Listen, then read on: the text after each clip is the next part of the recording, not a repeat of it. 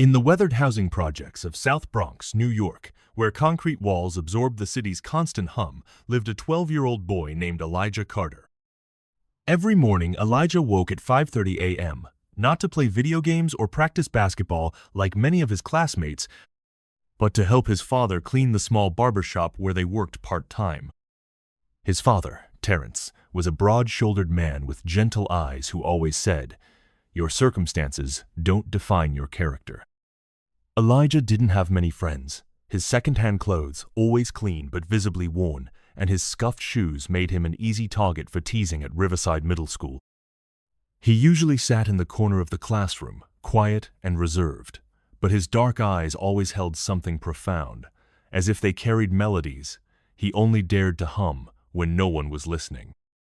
Before we continue following Elijah's extraordinary journey, if you believe that a person's true worth isn't defined by appearance or background, but by unwavering passion and perseverance, then please hit like and subscribe to the channel. Together, let's share inspiring stories like this with more people. And now, let's return to the story where unexpected turns await. One Wednesday morning, the principal's voice crackled through the PA system. "Attention, students, our annual talent showcase is coming up.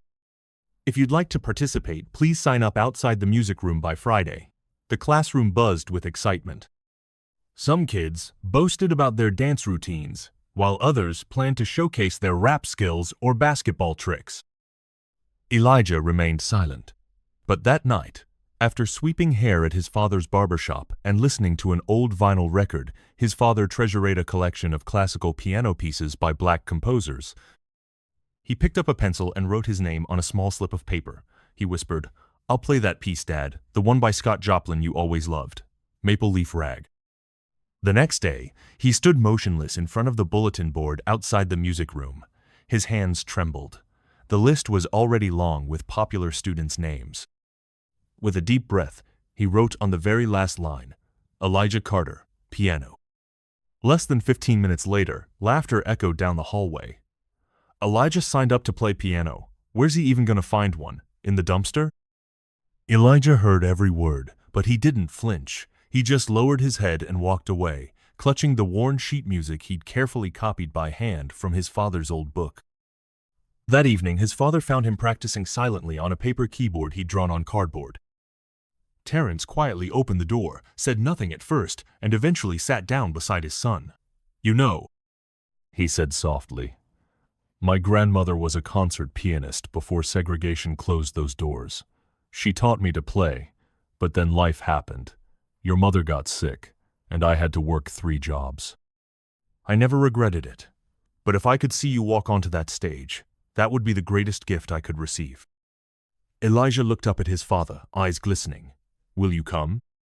Terrence nodded. "Even if I have to miss a day's work." On rehearsal day, Elijah was the last contestant. The music teacher asked curtly, "Do you need accompaniment?" "No, ma'am. Just the piano, please." A sigh and several eye rolls followed, but Elijah stood tall. The school's old upright piano sat in the corner, its ivory keys yellowed with age. Elijah approached it with reverence, sat down, closed his eyes, and began to play. It wasn't just notes, it was history flowing through his fingers. The ragtime melody, once played in segregated clubs by black musicians who transformed American music, now danced under the hands of a boy who'd never had a formal lesson. Within seconds, the room fell still. The music teacher looked up from her clipboard. Another teacher, walking past the door, stopped mid-stride. Elijah's playing wasn't technically perfect, but it carried something rare, authenticity. His body swayed with the syncopated rhythm, his face transformed by pure joy. When he finished, no one spoke, not because they didn't appreciate it, but because they'd forgotten what they were supposed to do after witnessing something so unexpected and genuine. On the bus ride home, Elijah asked his father, "Dad, if people laugh, should I stop?" Terrence smiled and gently squeezed his son's shoulder. "No, son, you keep playing because the world needs to hear the music that comes from struggle." The morning of the showcase, Riverside Middle School's auditorium was packed. Colorful banners hung from the walls, and a temporary stage was adorned with the school logo, Riverside Middle, where excellence flows. Elijah arrived early. Wearing his father's old dress shirt, carefully ironed and slightly too big, his hair was neatly trimmed. His father had given him a special cut the night before. In his hands, he clutched the sheet music, now protected in a plastic sleeve. Terence stood beside him, holding his son's shoulder. Despite working the night shift as a security guard, he had made every effort to be there. His face showed fatigue, but his eyes radiated pride. The students performed one by one. A group of girls performed a choreographed dance to a popular song. Two boys showcased an impressive beatboxing routine. A girl in designer clothes sang a pop hit through a wireless microphone. Each act was met with enthusiastic cheers from friends in the audience. Elijah sat alone in the waiting area. No one spoke to him. A few sideways glances came his way, followed by whispers. "Just wait. The charity case is coming up. Probably never even touched a real piano before." Elijah Carter, the announcer called, performing a piano solo. A few scattered claps. Some students pulled out their phones, ready to record what they expected would be a disaster. Elijah walked onto the stage. From up there, the lights blinded him to the audience. But he knew his father was there, sitting in the second row near the aisle, and that knowledge gave him strength. He sat at the piano, took a deep breath, and began to play. The opening notes of Maple Leaf Rag filled the auditorium, tentative at first, then growing in confidence. His fingers, calloused from sweeping floors and helping his father, now danced across the keys with unexpected grace. At first, there were whispers and restless movements, but gradually the entire auditorium fell silent. A strange hush spread across the room, not the silence of boredom, but of collective astonishment. The music teacher, who had been checking her phone, suddenly looked up. The principal, who had been speaking to a parent, turned toward the stage with widened eyes. Every note Elijah played seemed to carry the weight of history, of struggle, of quiet nights practicing on a paper keyboard while dreaming of real ivory keys. No fancy technique, no showmanship. Just a boy playing with his whole heart. When the final chord resonated, the room remained silent. 3 seconds, then 4. Then applause erupted, not polite or obligatory, but thunderous and genuine. One person stood, then another. Soon, the entire auditorium was on its feet. Elijah sat still, hands resting on the keys, eyes closed, a single tear sliding down his cheek. The spotlight illuminated his face. He was no longer the poor boy from the projects, but an artist living his truth. In the audience, Terence stood tall, one hand over his heart, tears streaming freely down his face. After the performance, as Elijah stepped down from the stage, a woman in a tailored suit approached him. "You must be Elijah, right?" "I'm Dr. Vanessa Powell, Director of Community Outreach for the Harlem School of Music. I was here because my nephew performed earlier, but it was you who captured my attention. Would you be interested in auditioning for our scholarship program?" Elijah didn't know how to respond. He turned to his father. Terence nodded, unable to speak through his emotion. "Go on, son. This is the music the world has been waiting to hear." On Saturday morning, Elijah Carter stepped into a professional music studio for the first time. The walls were lined with acoustic panels, and soft lighting cast a warm glow that felt both foreign and magical. Outside, the cacophony of New York City continued unabated, but inside this room, time seemed suspended. Dr. Powell had arranged for a car to pick up Elijah and his father from their apartment. She was a distinguished woman in her 50s with silver-streaked dreadlocks and keen, observant eyes. "Think of today as an exploration," she said gently. "No pressure. Just play the way you did that day." Elijah nodded, clutching his sheet music like a talisman. He wore his school uniform, the cleanest clothes he owned. No pretense, no facade, just himself, honest and unadorned. Raymond, the studio technician, adjusted the microphones around the grand piano. He had a salt-and-pepper beard and the quiet demeanor of someone who had heard thousands of musicians but was rarely surprised. When Elijah walked in, Raymond raised an eyebrow. "This is our prospect?" he asked Dr. Powell through the intercom. "Yes, trust me, Raymond. Just let him play." Elijah approached the Steinway grand piano, larger and more magnificent than anything he'd ever touched. Dr. Powell walked into the recording room and gently placed a hand on his shoulder. You can play the Scott Joplin piece again or anything you'd like. Elijah looked through the glass at his father, who gave him an encouraging nod, then turned to Dr. Powell. I'll play my father's song. His fingers touched the keys, and the room filled with the joyful, complex rhythms of ragtime. Raymond sat motionless. Dr. Powell closed her eyes, and Elijah disappeared into the music, his small frame swaying with each syncopated beat. When the piece ended, no one spoke for several seconds. Then Raymond leaned toward the microphone. You've never had formal training, have you? No, sir. Yet you understand phrasing, dynamics, and emotional expression without being taught. Kid, your technique needs work, but your musicality is something we can't teach. Dr. Powell returned to the recording room and gently held Elijah's hand. Do you know that Scott Joplin was denied recognition during his lifetime because of the color of his skin? Yet his music endured because it spoke truth. My dad tells me that story, Elijah replied. He says music remembers what history tries to forget. Dr. Powell smiled. Perhaps that's why your playing reaches people the way it does. That afternoon, Dr. Powell submitted Elijah's recording to the admissions committee of the Harlem School of Music's Young Artists program. The scholarship was highly competitive, with only 3 students selected each year from underprivileged communities. You don't have to be perfect, Dr. Powell told Elijah. You just have to be authentic. 3 weeks later, a cream-colored envelope bearing the school's embossed logo arrived at the Carters' apartment. Terrence opened it with trembling hands. Dear Elijah Carter, we are deeply moved by your audition recording. With unanimous approval from our selection committee, we are pleased to offer you a full scholarship to the Harlem School of Music's Young Artist program beginning this September. All tuition, instrument access, and educational materials will be provided. Terrence couldn't continue reading through his tears. Elijah stared at the letter in disbelief before whispering, Dad, I got in. For the first time in his life, Elijah Carter felt like he belonged somewhere. September in Harlem brought golden light that spilled across historic brownstones and cultural landmarks.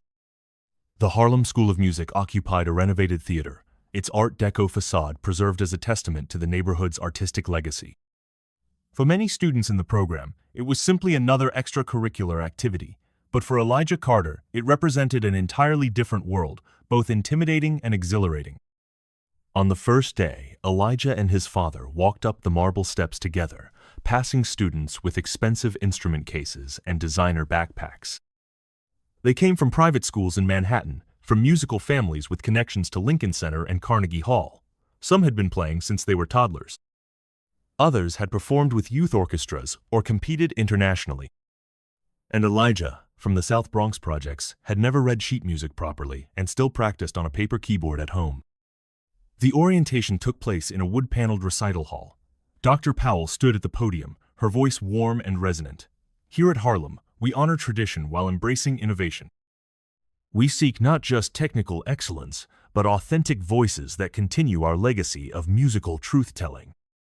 But Elijah soon discovered that those words didn't fully reflect the reality of the program. The first lesson was music theory. The teacher distributed complex worksheets about key signatures, intervals, and chord progressions. Elijah was lost. He had never seen these symbols before. What's your primary repertoire focus? One boy asked during break. I'm not sure what that means, Elijah admitted. What composers do you mainly play? Bach, Chopin, Debussy? Elijah smiled uncertainly. I only know Scott Joplin. That answer drew several surprised looks and a few barely concealed smirks.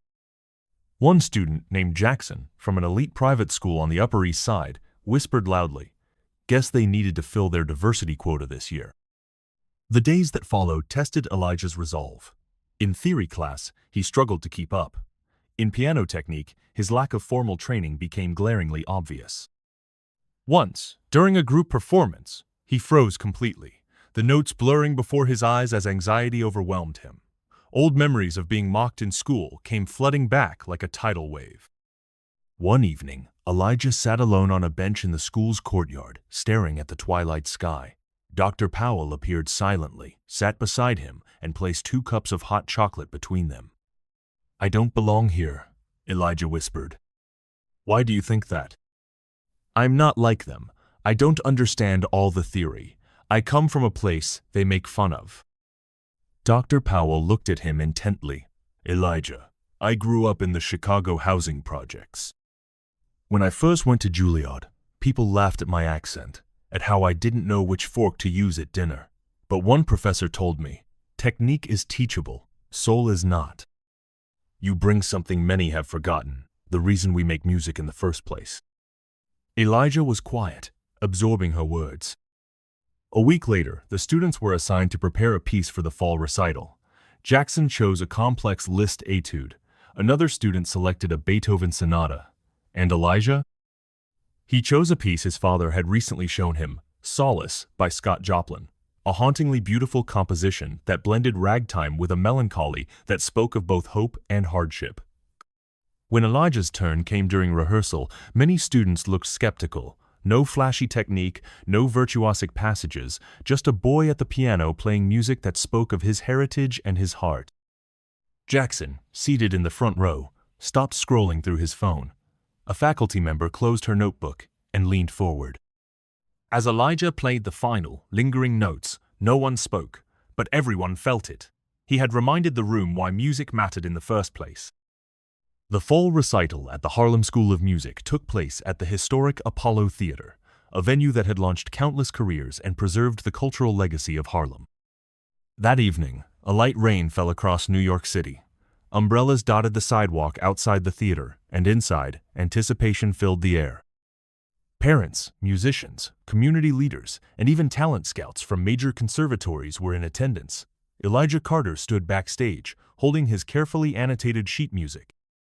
He wore a new suit, his first ever, purchased by his father, who had taken on extra shifts to afford it. Around his neck hung a small wooden pendant carved into the shape of a piano key, a gift his father had made by hand. Terrence sat in the middle section, his work-worn hands resting on his knees. He had taken the entire day off, ironed his best shirt, and polished his old dress shoes. When he entered the theater, he paused momentarily upon seeing other parents in expensive attire and jewelry, but he walked proudly to his seat. My son will play on that stage, he thought, and I will be the proudest person in this room. The program began with technically impressive classical pieces, dazzling displays of virtuosity, and confident, well-trained young musicians. Each performance received appreciative applause. Then the announcer said, "Next, from the South Bronx, Elijah Carter performing Solace by Scott Joplin." A subtle murmur passed through the audience. Some shifted in their seats, not expecting much from an unfamiliar name playing a piece outside the classical canon. Elijah walked onto the stage, his steps measured but determined. The stage lights blinded him to the audience. He couldn't see his father, couldn't see Dr. Powell, couldn't make out whether faces were expectant or dismissive. All he could hear was his heartbeat and the memory of his father's words, "Play your truth." He sat at the magnificent grand piano, took a deep breath, and began. The opening notes of Solace rose like a question, delicate and searching. Each phrase Elijah played wasn't just notation on a page. It was the story of late nights practicing on cardboard, of a father's sacrifices, of a legacy of musicians who created beauty despite being denied recognition. The theater gradually fell silent. A critic in the fourth row lowered his program.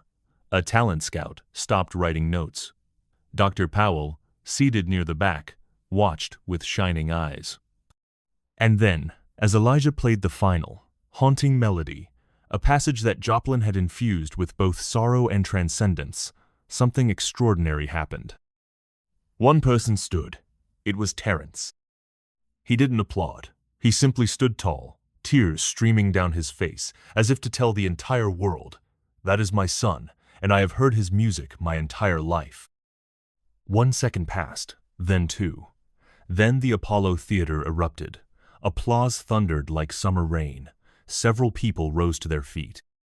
A renowned pianist in the audience turned to her colleague and whispered, "That boy doesn't just play notes, he tells stories." Jackson, the boy who had once mocked Elijah, sat motionless, then slowly joined the standing ovation. Elijah bowed. This time, there was no trembling, no doubt. He knew he had been seen, not for being flawless, but for being truthful. The next morning, as Elijah and his father had breakfast in their small kitchen, Dr. Powell arrived holding an official envelope. "Congratulations," she said. "The conservatory board met last night. They'd like to offer you early admission to our pre-college division with a full scholarship, including a piano for your home." Terence set down his coffee cup, overcome with emotion. Elijah asked softly, "Will I still have time to help Dad at the barbershop?" Dr. Powell smiled.